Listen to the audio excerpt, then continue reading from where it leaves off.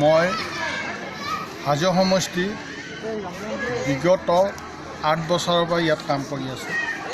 মই হাজো ৰাজহ চক্ৰৰ অন্তৰ্গত বাসিন্দা হয়, হাজো থানাৰ অন্তৰ্গত বাসিন্দা হয় আৰু মোৰ পঢ়া শুনা দমদমা কলেজত কৰিছিলোঁ। তেতিয়াৰ পৰা হাজোৰ কামত জড়িত? তেতিয়াৰ পৰা মই হাজোৰ কামত বিভিন্ন সামাজিক কামত জড়িত।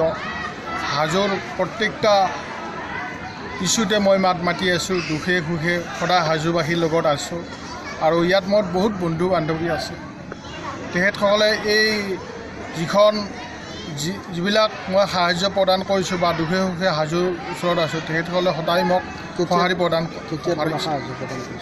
মই বিগত 2019 যেতিয়া প্ৰথম ইয়াত বানপানী হয় হাজোত কংগ্ৰেছ হিচাপে প্ৰথমে মই বান সাহায্য কৰিছোঁ আৰু মই ইয়াত প্ৰায় পানীৰ মাজতে গাড়ী যাব নোৱাৰে, তেতিয়া মই ট্ৰেক্টৰ আনিছিলোঁ। ট্ৰেক্টৰ আনি বিভিন্ন প্ৰান্তত মই বান সাহায্য প্ৰদান কৰিছোঁ। হাজোবাসীৰ লগত আছে আপুনি? দুখে সুখে হাজোবাসীৰ লগত আছোঁ আৰু বিগত লকডাউনৰ পৰা আজিলৈকে হাজোৰ প্ৰত্যেকটা সমস্যা বা লকডাউনত মানুহ যি অভাৱ অভিযোগ হৈছিল, মোৰ ব্যক্তিগত ফালৰ পৰা গাঁঠিৰ দৰ ভাঙি ৰাইজক সাহায্য প্ৰদান কৰি আহিছোঁ।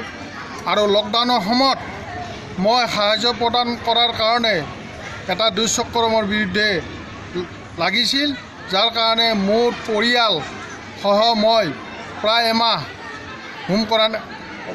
প্ৰায় 16 দিন হস্পিটেল কোৱাৰেণ্টাইন আৰু 14 দিন হোম কোৱাৰেণ্টাইন থাকিবলগীয়া হৈছে। তথাপি মই কেতিয়াও হাজোবাসীৰ পৰা আঁতৰি অহা নাই, কাৰণ যদি হাজোবাসীৰ কাৰণে মোৰ জীৱনটো দান দিব লাগে,